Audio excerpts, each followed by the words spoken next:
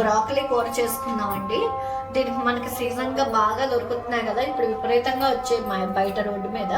ఇంకోటి నూనె వేసుకున్నాను, పప్పు వేస్తున్నాను, ఆవాలు వేస్తున్నానండి, జీలకర్ర వేసుకుంటున్నాను, ఉల్లిపాయ వేసుకున్నానండి.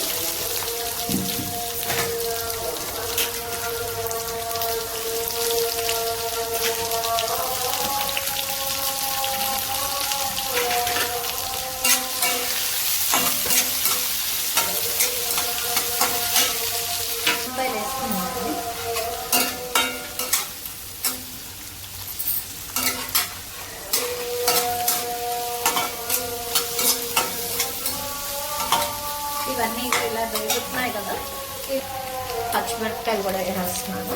1 కేజీ ఉంటుంది, ఇది తరిగి పెట్టుకున్నాను, వీటిని కూడా వేసేస్తున్నాను.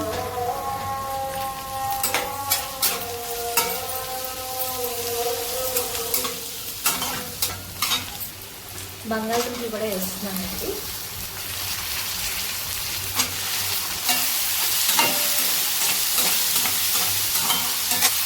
టమాటాలు వేసుకున్నామండి, టమాటాలు వేస్తాను, పసుపు వేసుకున్నామండి, కారం వేస్తున్నాను, కొంచెం కలిపేసుకొని ధనియాల పొడి వేస్తున్నాను, కొంచెం ధనియాల పొడి కూడా వేసేసుకొని కలిపేసుకున్నాం.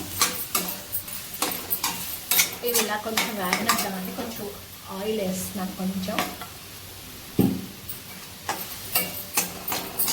ఈ కారం అవి కొంచెం వేగిన తర్వాత ఇందులో కొంచెం వాటర్ వేసి, బంగాళదుంపలు వేగాలి కదా, ఇవి అట్టేద్దామండి. మూత పెట్టుకుందాం అండి. కాసేపు వాటర్ వేస్తున్నానండి కొంచెం, దీనికి దుంప ఉడకాలి కదా, దుంప ఉడకడానికి టైం పడుతుంది. కొంచెం వాటర్ వేసి దీన్ని ఎలా పెట్టి ఉంచుదాం కాసేపు.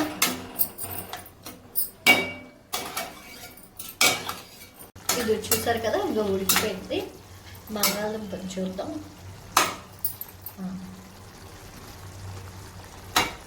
బ్రాకలీని ఇలా బాయిలర్లో వాటర్ లేకుండా పెట్టానండి నేను. బాయిలర్లోని ఉడికించానండి వీటిల్ని, బ్రాకలీని. ఇవి పిసుకుపోకుండా ఇలా పీసులు కింద ఇలాగే ఉంటుంది అనమాట. ఇలా ఉంటేనే టేస్ట్గా ఉంటుంది, చూడడానికి కూడా బాగుంటుంది.